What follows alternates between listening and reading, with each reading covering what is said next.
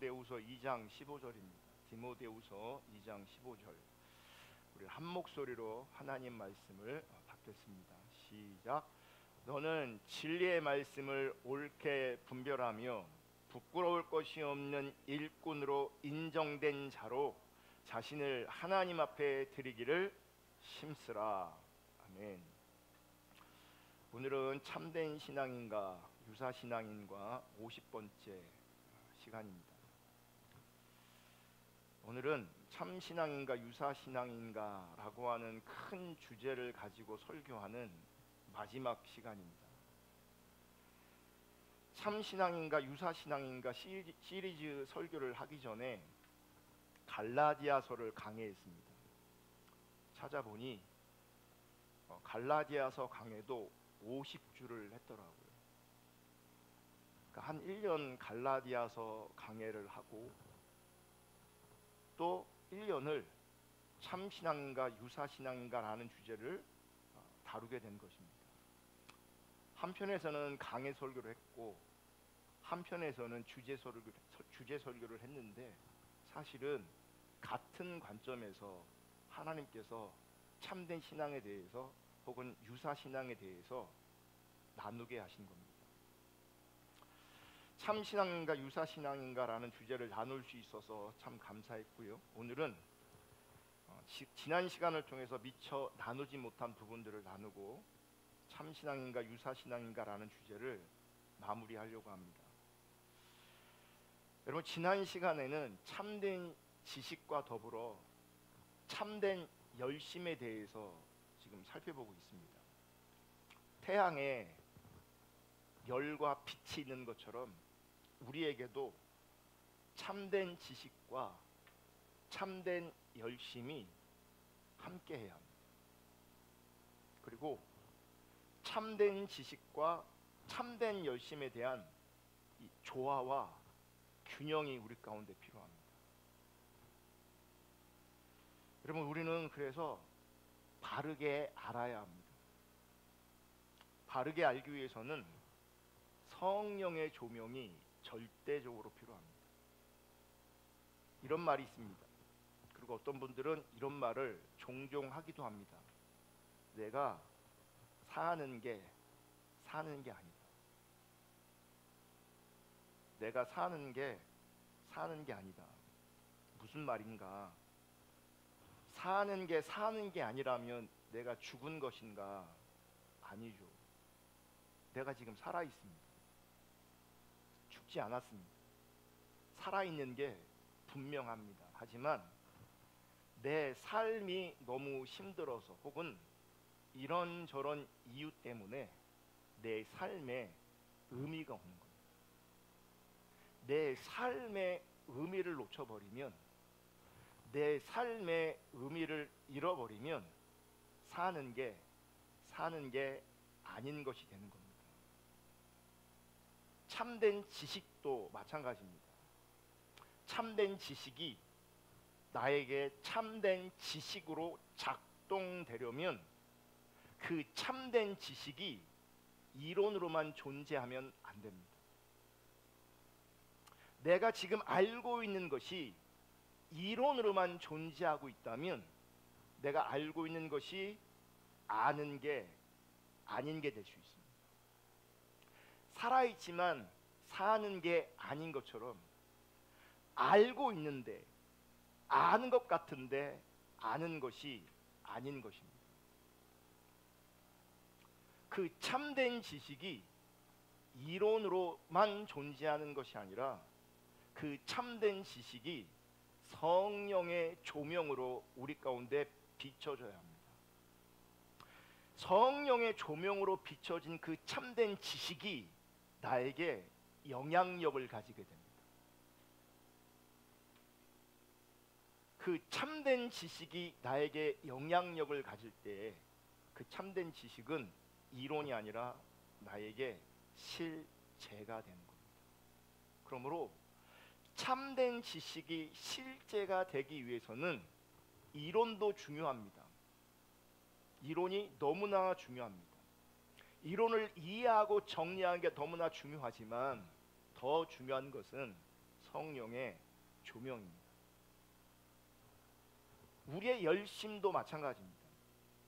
내가 열심히 하는데 내가 하는 이 열심이 하나님께 인정되지 않을 수 있습니다. 열심히 했는데, 열심히 안 한 것이 아닌데 열심히 했는데 왜 그 열심이 인정받지 못할까? 인정되지 않을까? 여러분, 그 열심의 동력이 자기 자신이면 그 열심은 하나님께 인정되지 않습니다. 열심히 한 건 맞는데, 분명히 열심히 했는데 그 열심의 동력이 자기 자신이고 자기 노력이라면 하나님께 인정되지 않습니다. 그 열심의 동력이 자기 자신이라면 그 열심은 반드시 100% 자기 의로 연결됩니다. 자기 의로. 자기 의로 연결되어지는 열심은 아무리 열심히 해도 하나님께 인정되어지지 않습니다. 그리고 자기를 근거로 한 그 열심은 반드시 한계에 부딪힙니다. 무슨 말이냐? 변한다는 것. 왜 변하는지 아십니까? 타락한 인간은 신실하지 않기 때문에. 그래서 자기 자원을 근거로 하는 열심은 열심히 할 때는 활활 타오르는 것처럼 보이지만 어느 때는 너무 열심히 해서 그 열심이 꺼지지 않을 것 같은 느낌도 들지만 어느 순간부터 사그라들기 시작합니다. 그리고 결국은 차갑게 냉랭하게 식어집니다. 왜 그렇게 되냐? 자기 자신이 열심히 했기 때문에 그렇습니다. 그 열심의 동기가, 그 열심의 동력이 자기였기 때문에 그런 것입니다. 로마서 12장 11절을 보시면 우리말 성경으로 볼 건데 한번 다 같이 읽겠습니다. 시작. 열심을 내 일하고 성령으로 뜨거워진 마음으로 주를 섬기십시오. 그러니까 열심의 동기가 나 자신이 아니라 성령이어야 된다는 거예요. 여러분, 저는 참된 지식도 참된 열심도 결국은 성령으로만 가능하다는 것을 인정하지 않을 수 없습니다. 그리고 우리 모두는 그것을 인정해야 합니다. 내가 스스로 배워서 지식을 채우는 것은 얼마든지 가능합니다. 내가 열심히 무언가를 하는 것도 얼마든지 가능합니다. 하지만 이런 지식과 열심은 결국 참된 신앙으로 연결되지 않을 것입니다. 그리고 대부분은 참된 신앙으로 연결되어지지 않습니다. 그러므로 우리가 신앙생활할 때 한편으로는 늘 겸손해야 됩니다. 왜냐하면 내가 열심히 한다고 되는 게 아닌 거죠. 내가 이론을 배우고 이론을 듣고 지식을 채운다고 해서 참된 신앙이, 하나님께서 원하시는 신앙이 되는 게 아니라는 겁니다. 그래서 우리는 늘 겸손해야 합니다. 성령님이 도와주지 않는다면, 성령님이 비춰주시지 않는다면 이론과 모양은 성경적이고 신앙적일진 몰라도 하나님 앞에서는 전혀 성경적인 것도 신앙적인 것도 아닐 수 있다는 겁니다. 그래서 우리는 늘 겸손하게 또 절박하게 성령님의 도우심을 구해야 합니다. 내가 타락했는가 타락하지 않았는가, 내가 지금 하나님의 은혜로 그래도 가고 있는가 못 가고 있는가 어디서 나타나는지 아십니까? 겸손하게 성령의 인도하심을, 성령의 도우심을 내가 겸손하게 절박하게 구하고 있다면 그분은 그래도 잘 가고 있는 겁니다. 근데 그게 뭔지를 모른다, 그게 잘 안 된다, 그러면 지금 잘못 가고 있는 겁니다. 특별히 타락한 인간은 존재론적으로 어리석고 게으르고 신실하지 않기에 성령님의 도우심이 절대적으로 필요합니다.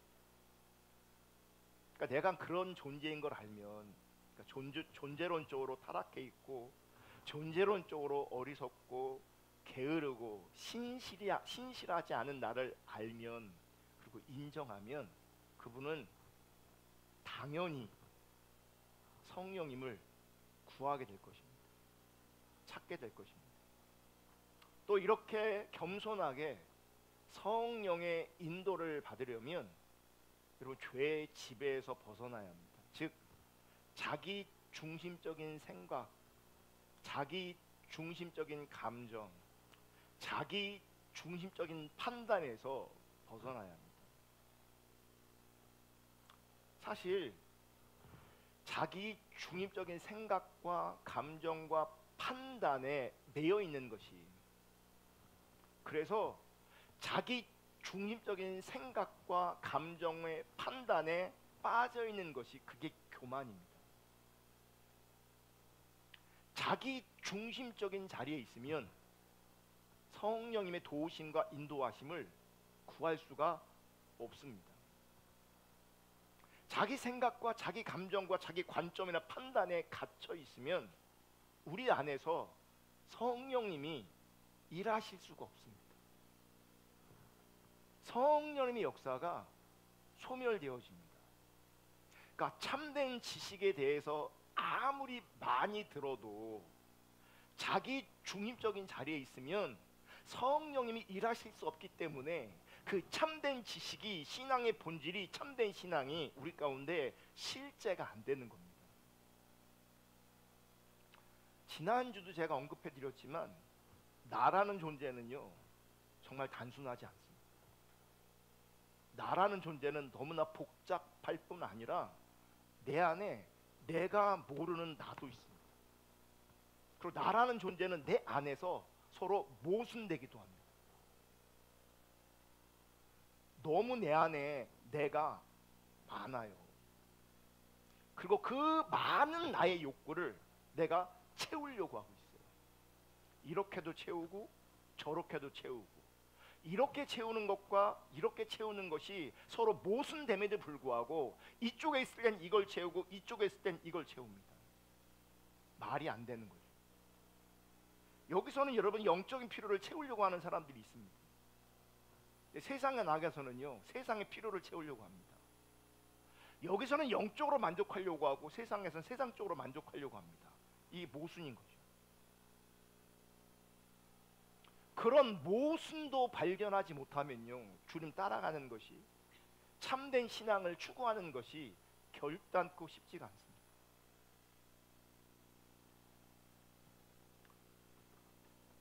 내 안에 있는 수많은 내가 말씀 안에서 하나님의 뜻과 기준으로 성령의 도우심으로 부인되어져야 합니다. 여러분 타락한 나, 자기 중심적인 나를 따라가면 당장은 그렇게 하는 것이 내가 사는 길처럼 느껴집니다. 근데 결국 그것은 사망의 길입니다. 로마서 6장 23절에 이렇게 말씀하고 있어요. 죄의 싹은 사망이다.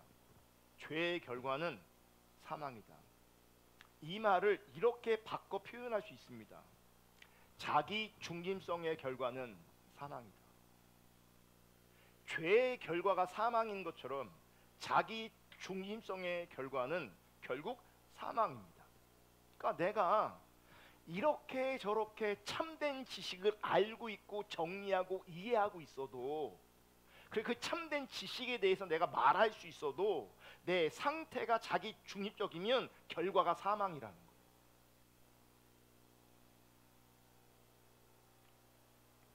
그래서 자기 중심이 강한 사람일수록 사망의 그늘 아래 살고 있는 겁니다.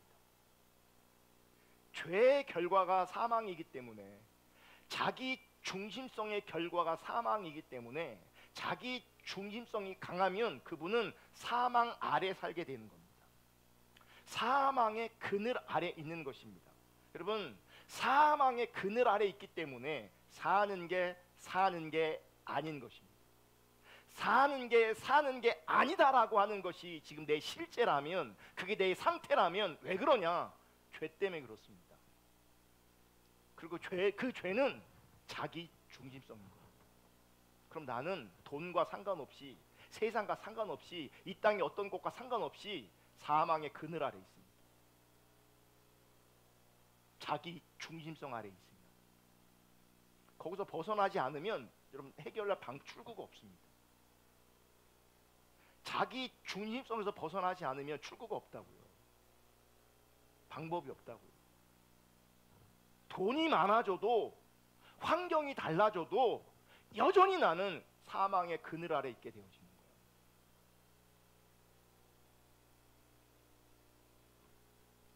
내 안에서 강하게 작동하고 있는 그 자기 중심성이 채워지지 않으니, 그 누구도 채워지지 못하니 사는 게 아니게 되는 겁니다. 성령으로만, 하나님으로만 우리가 채워질 수 있음을 믿으시기를 주님의 이름으로 축복합니다. 그래서 성령으로 말미암은 주님을 향한 열정이 우리 가운데 반드시 회복될 뿐만 아니라 그 하나님을 향한 열정이 더 온전해져야 합니다. 여러분, 내가 하나님을 향한 열정이 있는 것 자체가, 하나님을 바라보면서 내 심령이, 내 중심이 하나님을 향해서 열정 있는 것 자체가요, 그게 행복인 겁니다. 그게 사는 것 같은 겁니다. 주님을 향한 열정이 있을 때, 주님을 향한 그 열정이 있다는 것이 사실 내가 살아있다는 겁니다. 주님을 향한 그 열정이 없으면 사는 게 아니고 사망의 그늘 아래 있는 거라고요. 그러므로 성령으로 말미암아 주님을 향한 열정이 회복될 수 있기를 축복하고, 주님을 향한 그 열정이 더 온전해질 수 있기를 주님의 이름으로 축복합니다. 사도 바울이 고린도 후서 11장 2절에서 이렇게 말해요. 내가 하나님의 열심으로 너희를 위하여 열심을 내노니 내가 너희를 정결한 처녀로 한 남편인 그리스도께 드리려고 중매함이로다. 지금 바울에게 뭐가 있는지 아십니까? 하나님의 열심이 있습니다.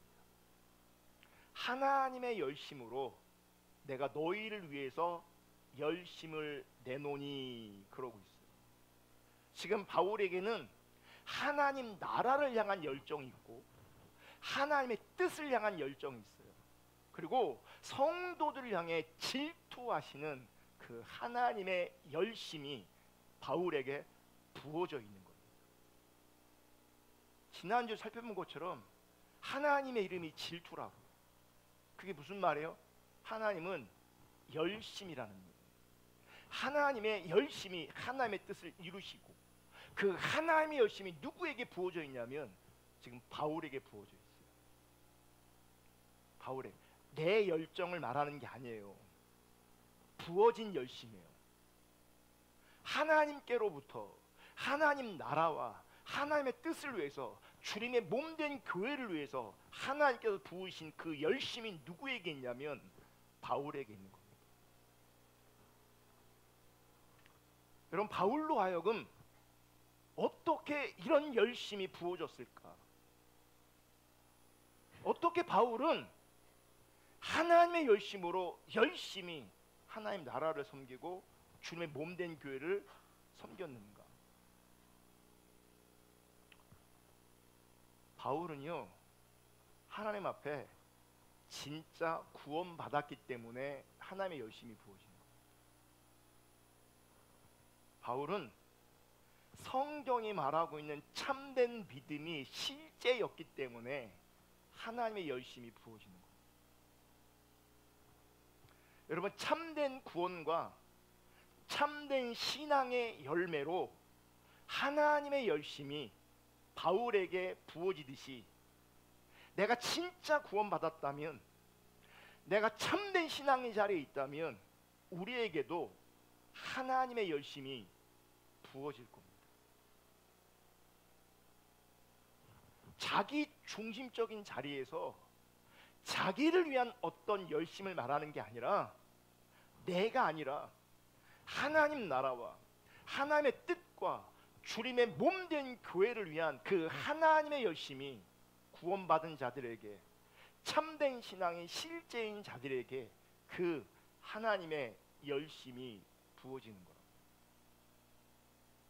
하나님의 열심이 나로 하여금 하나님의 뜻과 하나님의 기준에 열심을 내게 하는 거예요.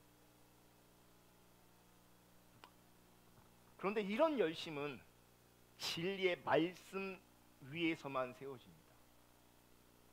참된 지식을 다루다가 우리가 참된 열심을 다루고 있거든요. 근데 참된 열심을 다루다 보면 다시 어디로 돌아가는 줄 아십니까? 참된 지식으로 돌아가요. 그러니까 말씀과 성령을 통해서 우리가 하나님 앞에 온전케 되는 거라고요. 그래서 우리의 열심이 온전해지려면 우리는 늘 어디로 가야 되냐면 진리의 말씀으로 가야 됩니다. 청교도의 왕자라는 존 오웬이 이런 말을 했어요. 열심의 정도는 늘 하나님의 자녀들이 은혜의 수단을 사용하는 것에 좌우될 수 있다. 이 열심이 어떻게 작동되는 거냐? 하나님을 향한 열심이 어떻게 작동되는 거냐? 은혜의 수단이 필요하다는 거예요. 은혜의 수단이. 그러니까 이 열심의 정도는 불이 붙는 정도를 말하는 거예요. 그러니까 불씨만 있느냐, 불이 붙었느냐, 아니면 활활 타오르느냐. 성경은 활활 하나님을 향해서 우리가 타오르길 원하신단 말이에요.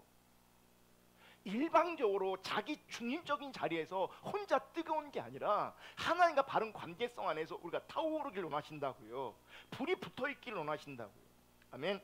그런데 하나님께서 우리에게 주신 그 은혜의 통로가 무엇이냐, 은혜의 수단이 무엇이냐? 하나님의 말씀과 기도라는 겁니다.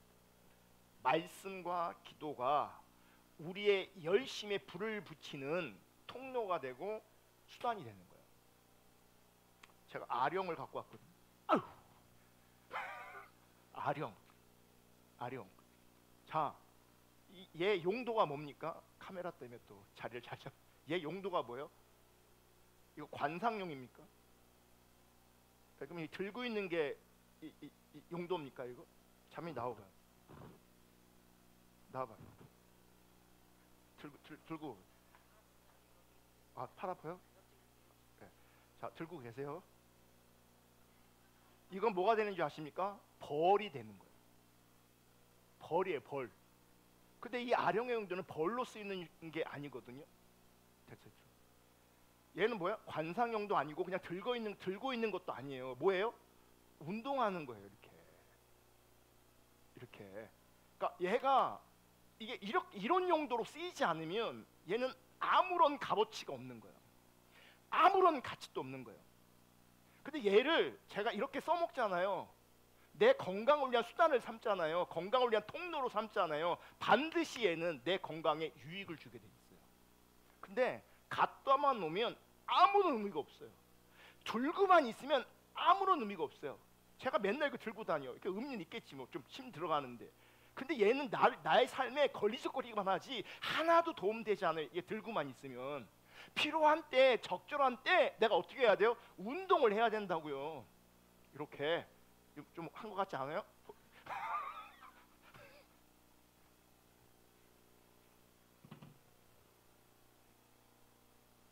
건강을 위해서 아령을 수단 삼는 것처럼 우리가 성령을 통해서 하나님을 향한 그 열심이 더 불붙여지려면 우리에게 은혜의 통로가 필요한데, 은혜의 수단이 필요한데, 그것이 말씀과 기도라는 거예요. 아멘. 그래서 여러분, 제가 지금 아령을 가지고 운동한 것처럼 말씀을 읽으셔야 되고, 말씀을 묵상하셔야 되고, 제대로 된 말씀을 들으셔야 합니다. 그리고 기도하셔야 합니다. 기도하셔야 된다. 저는 잘 못해요. 저는 잘 안 돼요. 아무런 일이 일어나지 않습니다. 아무런 일이 일어나지 않습니다. 말씀 앞에 있기를 주님의 이름으로 축복하고 기도할 수 있기를 주님의 이름으로 축복합니다. 특별히 기도는 성령님을 의지하는 겸손의 표현입니다. 내가 아무리 힘쓰고 애써도 소용이 없는 것을 우리가 신앙생활하다 보면, 인생을 살다 보면 알게 됩니다. 자기 중립적인 자리에서 이렇게 생각하고 이렇게 계획하고 이렇게 머리 굴리고 저렇게 머리를 구리는데 결국 내가 살 길 같은데 그렇게 하는 것이 가다 보면 여러분 한계에 부딪히고 절벽에 부딪히고 낭떠러지에 부딪힙니다. 우리는요, 성령님을 겸손하게 늘 의지해야 합니다. 그게 기도입니다. 그러므로 시간을 내어서 반드시 기도할 수 있기를 주님의 이름으로 부탁을 드립니다. 하지만 늘 기도하는 마음으로 성령님을 의지하는 것도 필요합니다. 늘 성령님을 의지하는 것, 그게 하나님 앞에 기도가 될 수가 있습니다. 늘 성령님의 인도를 구하며 늘 기도하는 자리에 그렇게 주님 앞에 설 수 있기를 주님의 이름으로 축복합니다. 개혁자들은 여기 한 가지를 더 언급합니다. 성례. 성례는 뭐냐면 우리 개신교에서 성례는 두 가지입니다. 침례 혹은 세례, 또 하나는 성만찬입니다. 그러니까 세례는 우리가 예수를 믿을 때, 구주로 영접할 때 한 번 받지만 성만찬은 반복적으로 하잖아요. 그 의미가 중요한 거예요. 성만찬을 자주 하는 게 중요한 게 아니라, 할 수만 있으면 자주 하면 참 좋지만 핵심은 뭐냐면 늘 주님의 십자가의 은혜를 기억하라는 거예요. 그러니까 진리의 말씀을 통해서 늘 십자가의 은혜를 기억하는 자리에 있을 때 하나님 나라와 하나님의 뜻과 하나님의 그 주님의 몸된 교회를 위한 열심이 우리 가운데 부어지게 되는 거예요. 진리의 말씀을 통해서 늘 십자가의 은혜를 기억할 때 성령님께서 우리 가운데 더 선명하고 분명하게 우리의 심령을 불붙여 주시는 거죠. 그래서 바울이 하나님의 열심으로 내가 열심히 낸다고 말하는 것처럼, 내가 열심히 하는 그 이유는 그냥 내 열심이 아니라 하나님의 열심이 부어졌기 때문에. 여러분, 부지런히 이 은혜의 통로를 사용할 수 있기를 주님의 이름으로 축복합니다. 우리는 이 은혜의 통로를 소홀히 여기면 안 되고요, 이 은혜의 통로를, 수단을 잘 이용하셔야 합니다. 여러분, 하나님께서는 우리 안에서 그리스도의 형상이 온전히 이루어지기를 바라십니다. 즉, 우리의 신앙이 하나님 앞에서 온전하기를 원하십니다. 그리고 하나님은 그 일을 위해서 지금도 열심히 일하고 계십니다. 어제도 오늘도 내일도 동일하게 그분은 그분의 열심으로 우리 가운데 일하고 계십니다. 여러분, 적어도 내가 믿음을 잃지 않고 지내고 있는 것은 하나님이 하나님의 열심으로 일하고 계시기 때문에 그래요. 이곳에 있는 어떤 분들은 진짜 그 하나님의 열심 때문에 이곳에 있는 겁니다. 하나님의 열심 때문에 나를 온전케 하시려고. 여러분, 하나님께서 나를 위해 얼마나 수고가 많으신지를 아셔야 합니다. 하나님이 나를 위해 얼마나 참으시며 기다리고 계시는지를 아셔야 합니다. 하나님이 나를 위해 얼마나 고생이 많으신가를 아셔야 합니다. 잘 생각해 보세요. 내가 뭐라고? 내가 뭐라고? 저도 마찬가지지만 우리는요, 사람에게조차, 때로는 부모에게조차 혹은 친구에조차 그 누구에게도조차 인정받지 못할 때가 많습니다. 나를 알아주고 나를 인정해주고 나를 기다려주고 더 나아가 나를 정말 사랑하시는 사람, 사랑하는 사람이 여러분 주변에는 얼마나 있습니까? 인생을 살다 보면요 점점점 외로워집니다. 왜냐하면 없어요, 주변에 사람이.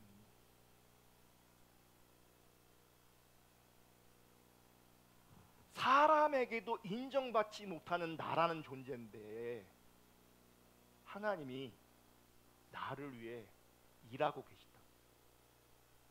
하나님이 나를 위해 수고하고 계신다고요.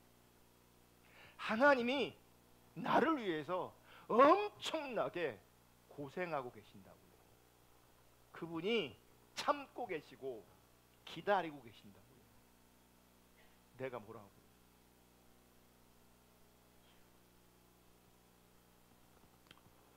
여러분, 이 하나님의 열심이라는 기초 위에 우리에게 하나님께서 요구하시고 명령하시는 거예요. 빌립보서 2장 12절, 항상 복종하여 두렵고 떨림으로 너희 구원을 이루라.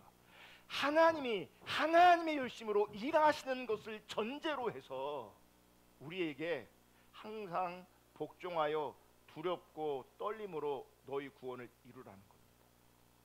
내가 있는 이 자리에서 주님을 더 알길 원하고, 주님을 더 깊게 알길 원하고, 주님을 더 사랑하길 원하고, 주님의 성품을 더 닮아가길 원하고, 그 주님을 추구하란 말이에요. 그게 두렵고 떨림으로 구원을 이루어가는 겁니다.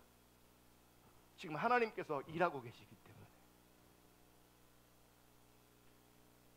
이게 우리를 향한 온전한 그리스도인이 되라는 하나님의 부르심이에요. 나를 향한 하나님의 부르심이라고.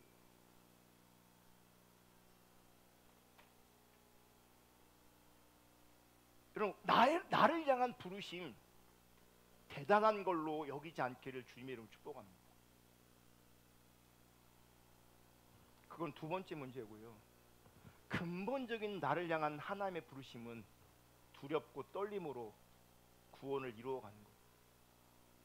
하나님이 일하시기 때문에 여러분 제발 그 하나님의 일하심을 나의 교만 때문에 이 자기 중심성으로 말미암아 그 하나님의 열심, 하나님의 일하심을 무력화시키지 않기를 주님의 이름으로 축복합니다. 하나님이 일하시는데 꿈쩍도 안 해요. 하나님이 일하시는데 반응을 안 해요. 반응을 못해. 이 자리가 얼마나 심각한 자리인가를 여러분 깨달으셔야 돼요. 여러분이 인식하고 있는 어떤 문제와 상황과 처지가 문제가 아니고요, 하나님의 일하심 앞에 내가 하나님의 열심으로 반응하지 못하는, 항상 복종하여 두렵고 떨림으로 우리의 구원을 이루지 못하는 것이 훨씬 더 크고 깊은 문제인 것을 기억하셔야 돼요. 정말 주님 알기를 구하셔야 돼요. 주님 사랑하기를 구하셔야 돼요. 주님 닮기를 구하셔야 돼요. 그게 안 되니까 몸부림치고 애통해하고 성령의 도우심과 성령의 인도하심을 구하는 거예요. 내 힘으로 안 되니까, 내 자원으로 안 되니까. 시간이 가면 갈수록 깨닫는 게 뭐냐면 내 자원으로는 안 되는구나. 더 겸손해질 수밖에 없는 거예요. 더 진실하게 주님 찾을 수밖에 없는 거예요. 여러분, 성경은 지옥 가지 않을 만큼만 적당히 믿어라, 이렇게 성경 말씀하고 있지 않습니다. 적당히 믿는 것, 대충 믿는 것, 자기식으로 믿는 건 성경이 말하는 믿음이 아닙니다. 왜 적당히 믿는가? 왜 대충 하느냐? 왜 자기식으로 하느냐? 참신앙이 아니기 때문에 그렇습니다. 온전한 그리스도의 형상을 회복하기 위하여, 온전한 신앙을 위하여, 항상 복종하여 두렵고 떨림으로 우리의 구원을 이루기 위하여 반드시 우리 가운데 필요한 것이 있습니다. 두 가지를 권면드리려고 하는데, 첫째, 빛과 열을 균형 있게 추구하는 그리스도인이 되셔야 합니다. 빛과 열, 바른 지식과 바른 열심의 균형. 여러분, 요즘 우리 시대는요, 진리가 무엇인지 감추어진 시대입니다. 그러니까 혼돈의 시대입니다. 어둠의 시대이지만 어둠의 시대가 아니라 어둠이 너무나 짙은 시대입니다.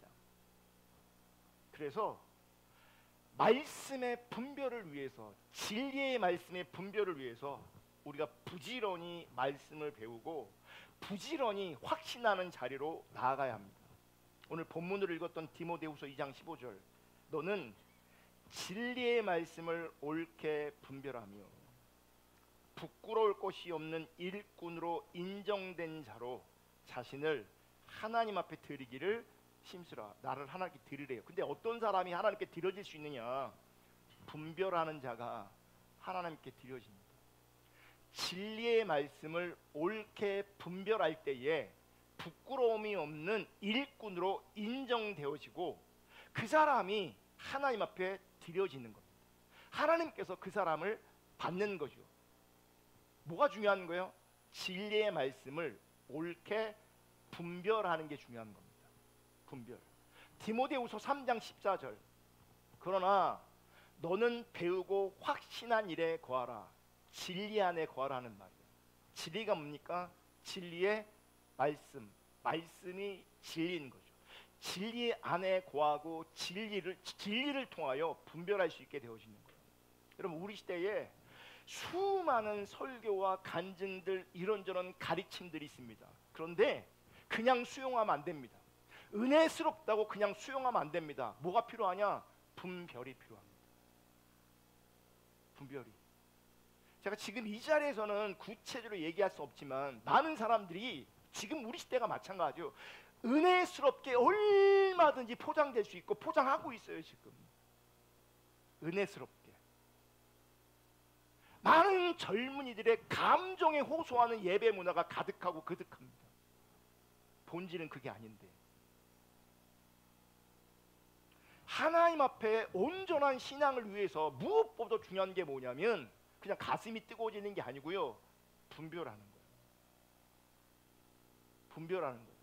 그러니까 가슴이 뜨거운 것과 성령이 내 안에 불 붙여 주신 것은요, 다른 개념이에요. 그건 다른 개념이에요. 그거는 우리의 가슴이, 우리의 이성이 냉철할 수 있어요.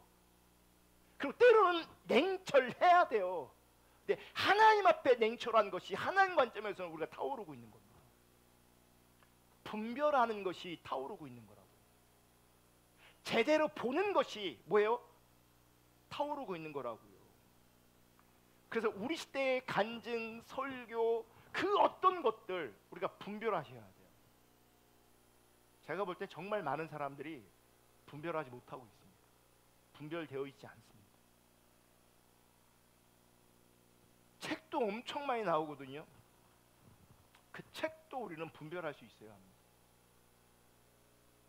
제가 요즘에 카톡에다 단톡방에다가 영상 같은 거 올릴 때 유튜브로 링크를 해갖고 올리지 않아요. 그냥 다운 받아갖고 파일을 올립니다. 영상 파일을. 왜 그런지 아십니까? 유튜브 링크를 올려놓으면요, 그거 타고 또 딴 걸로 막 가요. 근데 그거 올린 사람이 지금 A라는 것은 옳게 말할지 모르겠지만 다른 영역은 또 분별이 필요한 게 많아요. 그거를 차단하려고 그거 자체만 다운받아서 내가 여러분한테 주는 거예요. 성도들이 웃긴 게 뭐냐면 아주 그냥 슬그머니 딴짓을 많이 해요. 슬그머니. 그러니까 안 듣는 것처럼 하고 하면 제 설교만 듣는 것처럼 하잖아요. 뒷구녕에서 딴 거 엄청 많이 들을 수 있어요. 잘 들으면 고맙죠. 분별이 있어서 걸러낼 수 있고 옳고 그름을 분별하면 참 좋지만 분별력이 없는데 자기한테 은혜가 된다고 혹은 자기한테 필요하다고 그러고 있어요. 그건 잘하는 게 아니에요.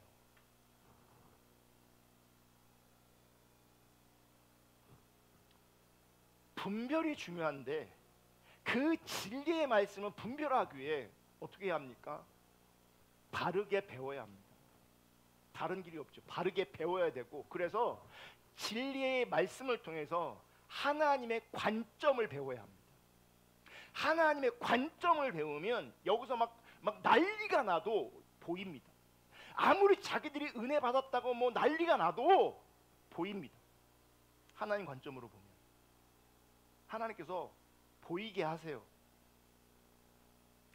나를 근거로 해서, 내 취향을 근거로 해서 그렇게 말하는 게 아니에요. 지금 말씀을 배워서 확신한 일의 거함으로 말미암아, 그 진리 안에 거함으로 말미암아 분별돼야 돼요. 시작은 말씀 안에 거하셔야 돼요. 아멘. 근데 그 진리의 말씀 앞에 서는 유일한 길은, 그 분별의 유일한 길은 또 누가 도와주셔야 돼요? 성령님이 또 도와주셔야 돼요. 성령님이 보게 하셔야죠. 이론으로만 정리되는 게 아니라 성령님이 보게 하셔야 된다. 그러니까 우리는 말씀 앞에 있든 기도 앞에 있든 우리의 삶을 살아가든 겸손하게 성령님의 도우심을 구해야 돼요. 안다고 생각하면요, 내려옵니다. 내가 잘한다고 생각하잖아요, 내려오게 돼 있어요. 내가 잘하고 있다, 그거 되게 위험한 자리예요. 그럼 내려오는 길밖에 없어요. 늘 부족하고 연약하기 때문에 겸손하게 주님의 은혜를 구하고 성령의 인도를 구할 때 계속 올라가질 수 있는 거죠. 내가 잘 왔다, 내가 잘 알고 있다, 내가 잘하고 있다, 그러면 이제 거꾸로지는 거예요. 내려올 일이 생기는 거예요. 하나님을 알아가면 알아갈수록요, 우리는 모르는 거 투성해요. 안 되는 거 투성해요. 늘 절박하고 늘 배고프고, 그래서 늘 주님의 은혜를 구할 수밖에 없어요. 성령의 인도를 구할 수밖에 없다고. 여러분, 성경을 알아갈 수 있기를 주님의 이름으로 축복하고, 그러므로 진리의 말씀을 분별할 수 있기를 축복하고, 그 진리 안에 거할 수 있기를 주님의 이름으로 축복합니다. 그래서 성경은 평생 공부하고 평생 배워야 합니다. 내가 한 번 배웠다고 한 번 들었다고 내가 아는 게 아니거든요. 이거는, 신앙생활은 상태를 유지시키는 거나 혹은 상태를 더 온전하게 하는 거예요. 아는 것으로 머물러 있으면 내가 실제가 됐다가도 그 실제가 이론으로 전락해 버려요. 어느 때는 실제가 됐는데 내가 주님을 찾지 않으면 어떻게 돼요? 다시 이론으로 돌아가 버린다. 실제가 안 된다고요.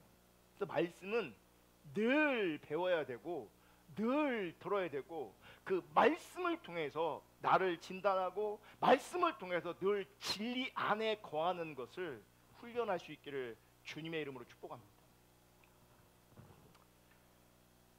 여러분, 20년 30년 교회 다녀도 여전히 초신자처럼 하나님을 알지 못하는 사람들이 우리 때 교회 안에 넘쳐납니다.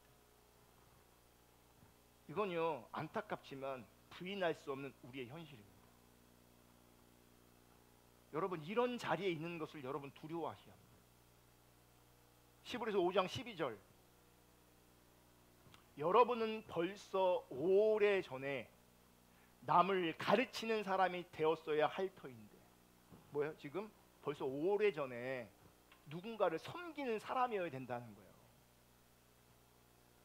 그런데 하나님의 말씀의 초보적 원리를 남에게서 다시 배워야 할 처지입니다. 뭐예요? 다시 시작해야 된다는 얘기예요. 그럼 이 사람은 이론을 까먹었다는 얘기예요? 그 얘기가 아니에요. 지금 그런 얘기하는 게 아니에요. 30년 지났는데 다시 당신은 기초 성경 공부 다시 하세요, 이 얘기가 아니라고요. 지금 단단한 음식을 먹지 못하고 아직도 젖을 먹어야 할 형편입니다. 오래됐는데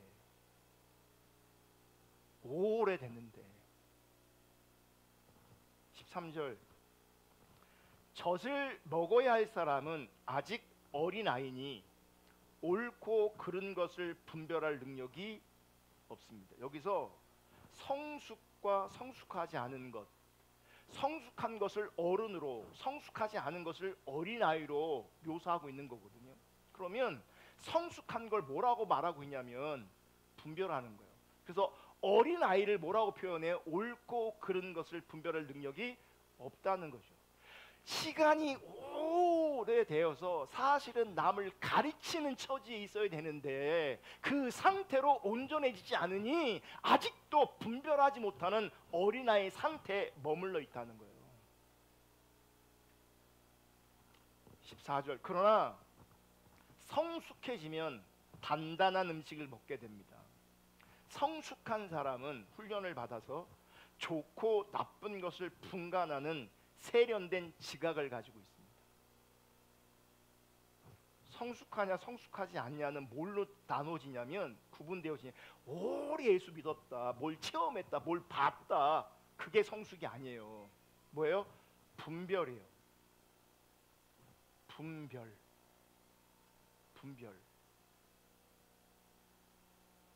시간이 흐르고 세월의 지남에 따라서 기독교의 초보를 벗어나야 합니다. 시간이 흐르고 세월이 지남에 따라 성장하고 온전해지는 것이 우리가 받은 지극히 합당하고 영광스러운 부르심이라고요.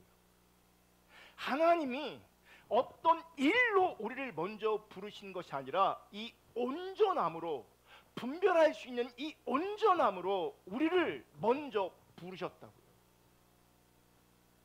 그게 합당한, 우리를 향한 합당한 부르심이라고요. 제가 금요일날도 말씀드렸는데 우리는 인간관계도 그렇고 하나님과 관계성 안에서도 그렇고요, 뭔가 자꾸 하려고 해요. 뭔가 하는 것을 의미를 둬요. 자꾸 같이 먹는 거, 같이 여행 가는 거, 같이 무언가를 하는 거. 아니, 서로 사랑할 때, 서로 바른 관계 가운데 있을 때 같이 먹고 같이 여행 가고 같이 무언가를 하는 게 의미가 있지만, 바른 관계가 아닌데 같이 밥 먹고 바른 관계가 아닌데 같이 여행 가고, 이게 무슨 의미가 있냐고요.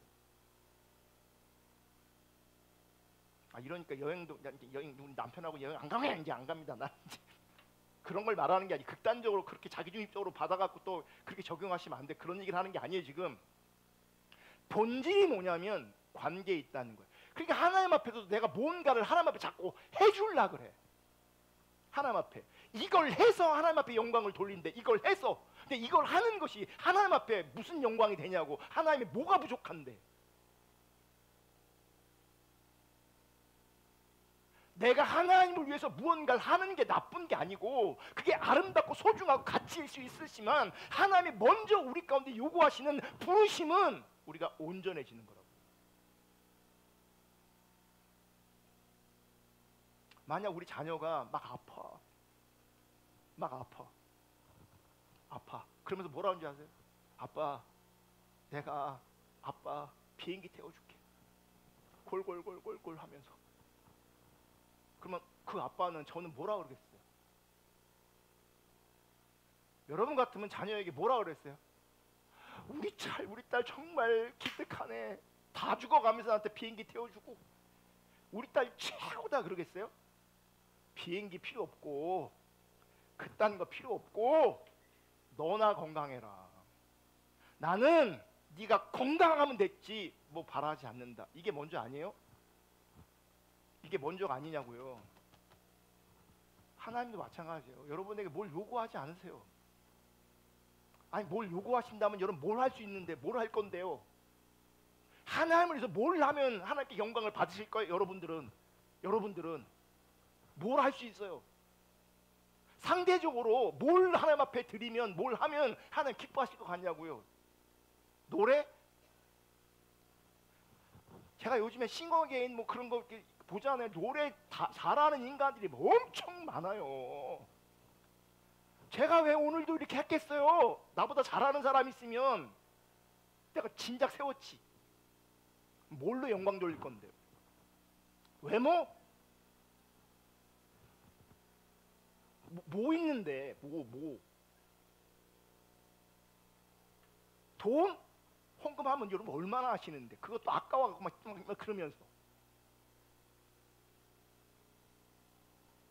하나님은 무언가보다는 여러분이 온전해지기를 원하신다. 그 온전함은 무엇으로 나타나냐면 분별로 나타나는 거예요. 여러분, 성숙은 단순히 지식의 나열로 나타나지 않습니다. 어떤 사람은 자기가 알고 있는 지식을 나열하는 것을 가지고 성숙하다고 생각해요. 그럼 지식의 나열을 설명하는 것이 그 성경이 말하는 요구하는 가르침이 아니에요. 그런 관점에서는 가르치지 말라고 합니다. 온전함이란 단순한 열정으로 나타나는 것이 아닙니다. 성숙과 온전함이란 결국 분별로 나타나는 거예요. 분별로. 성숙한 사람은, 온전한 사람은 하나님 관점에서 선과 악을 분별할 수 있는 자입니다. 문제는 이런 분별이 저절로 그냥 생기는 게 아니라는 거예요. 그리스도의 형상을 담는 것이, 우리가 온전한 신앙을 회복하고 성숙해지는 것이 저절로 되는 게 아니라는 거예요. 그래서 말씀을 꼭꼭꼭 늘 씹어 먹을 수 있기를 축복하고 말씀을 잘 배울 수 있기를 축복합니다. 아멘. 그래야 하나님께 선하시는 그 은혜의 자리로 나아갈 수 있게 되어지고, 그 은혜의 자리로 나아갈 때, 그 진리의 자리로 나아갈 때 우리 가운데 분별력이 생기고, 분별력이 생기면요 우리가 하나님 관점으로 바르게 선택할 수 있게 되어집니다. 하나님이 인도하시고 비추시거든요. 아멘. 그래서 하나님 앞에서 여러분 경건한 아름다운 어른이 될 수 있기를 축복합니다. 경건한 어른. 여러분이 시간이 가면 갈수록 하나님 앞에서 경건한 어른이 되고, 그래서 다음 세대를 경건한 어른으로 세울 수 있는 그런 은혜가 있기를 주님의 이름으로 축복합니다. 오늘날 가정이 힘든 이유 중에 하나가 뭐냐면, 자녀들이 부모를 볼 때 부모이긴 하지만 어른이 아닐 때 자녀들은 힘듭니다. 부모인데, 어쩔 수 없는 부모인데, 하나님의 주권 안에서 그런 관계가 맺어졌는데 우리가 어른으로 영적으로 하나님 앞에서 어른으로 존재하지 않을 때 자녀들은요 무지무지 힘듭니다. 엄청나게 힘듭니다. 교회 안에서도요 이런 어른들이 나와야 우리 젊은이들이 어른으로 세워지는 거예요. 오늘날 세상에서도 어른이 없대요. 오늘날 교회에서도 어른이 없습니다. 한국 교계에 어른이 없습니다. 하나님의 뜻과 하나님의 기준을 제시할 수 있는 어른이 없다고. 그게 무슨 얘기예요? 분별하는 사람이 없다는 얘기예요.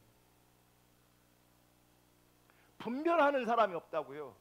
분별하는 사람이 없다는 건 뭐겠어요? 다 자기 멋대로, 자기 식으로, 자기 좋은 대로 신앙생활하는 거예요. 그러면 절대로 어른 되지 않습니다. 절대로.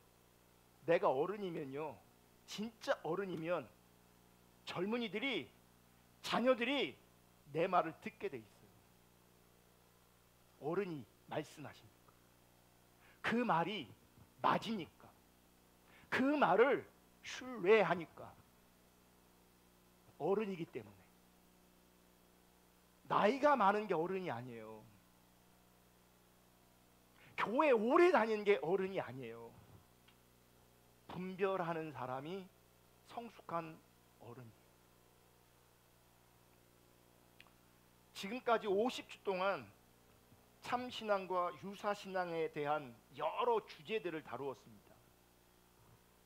이 설교를 들을 때에 어떤 사람은 내가 정말 구원받은 사람 맞나? 이런 고민이 생길 수 있습니다. 또 어떤 사람은 내가 참신앙을 가졌나? 이렇게 생각하는 분도 있을 겁니다. 이런 고민들이, 그리고 자기를 돌아본다는 것이 어쩌면 참 감사한 일입니다.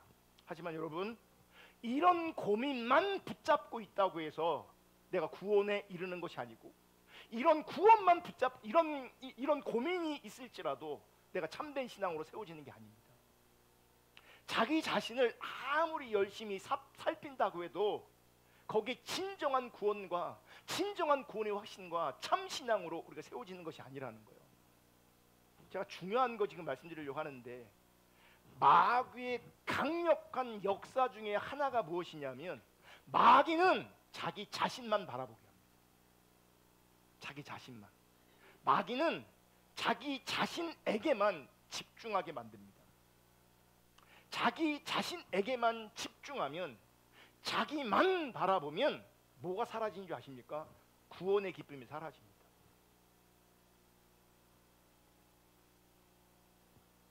그렇게 하는 것이 사단이 바라는다. 그래서 히브리서 12장 2절이 중요합니다. 다 같이 읽습니다. 시작. 믿음의 주요 또 온전케 하신 이인 예수를 바라보자. 주님을 바라보셔야 돼요. 만약 내가 참신앙과 유사신앙을 들었는데 내가 구원받지 못한 것 같아.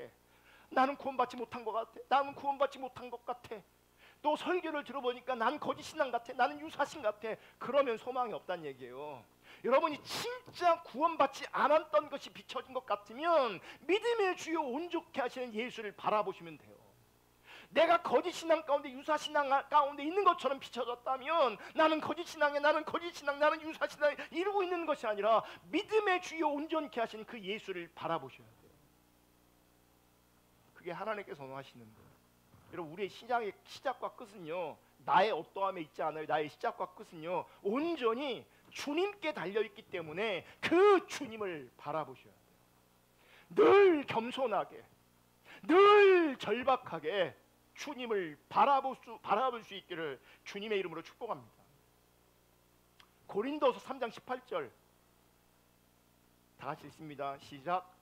우리가 다 수건을 벗은 얼굴로 거울을 보는 것 같이 주의 영광을 보매 그와 같은 형상으로 변화하여 영광에 이르니 곧 주의 영으로 말미암. 우리가 변화될 수 있는 유일한 가능성은요, 내가 주님을 바라보는 겁니다.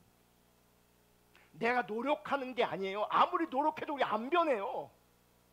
타락한 인간이 뭘 노력하면, 어떻게 노력하면 변하겠냐고요. 타락한 인간이 존재론적으로 타락했는데 어떻게 변하냐고요. 여러분, 우리가 노력해서 변화될 수 있는 가능성은 우리 가운데 1도 없습니다. 하나님 없는 내 열심과 열정으로 우리가 변화될 수 있는 가능성은 1도 없습니다. 성경은 뭐라고 말하냐면, 우리가 주의 영광을 보매, 우리가 주를 바라보매 주와 같은 형상으로 변화된다고 말하고 있어요. 우리 분명히 연약하고 부족해요. 때로는 악하기까지 해요. 그럼에도 불구하고 내가 있는 그 자리에서 하나님을 바라보고 주님을 바라볼 때 변화가 시작되어지고 변화가 진행되어지고 하나님께서는 하나님의 열심으로 말미암아 우리를 온전케 하시는 거예요. 그 온전케 하신 그 하나님 앞에서 결국 우리가 고백하는 것은 하나님의 은혜였습니다. 하나님의 은혜였다고요. 그래서 하나님의 은혜 앞에 우리가 든든하게 채워져 있는 거예요. 우리의 현실은 비참할 수 있고 우리 현실은 많은 문제를 안고 있을 수 있지만 주님이 내 안에 채워져 있을 때에, 하나님 관점으로 바라볼 때에 내 심령이 든든하게 채워져 있다고요. 힘들고 어려울 때 그분 앞에 엎어져 있으면 그분이 나를 위로하신다고요. 그분이 격려하신다고요. 주를 바라볼 때 우리 가운데 변화될 수 있습니다. 내가 변화될 수 있는 유일한 길은 내가 주님을 바라보는 겁니다.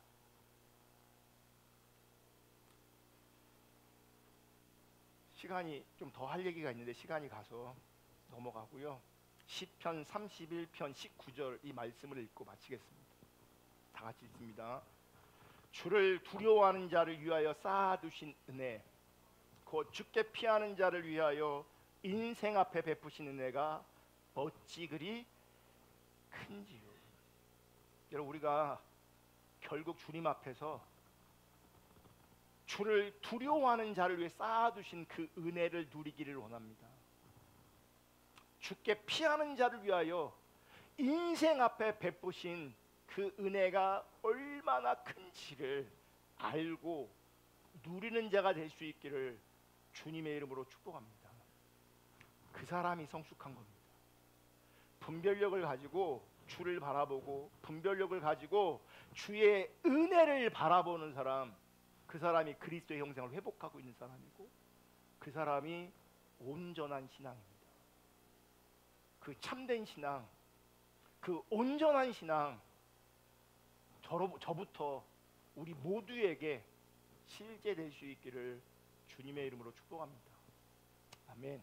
찬양하고 기도하겠습니다. 나를 지으신 이가 하나님, 하나님의 은혜의 찬양하겠습니다.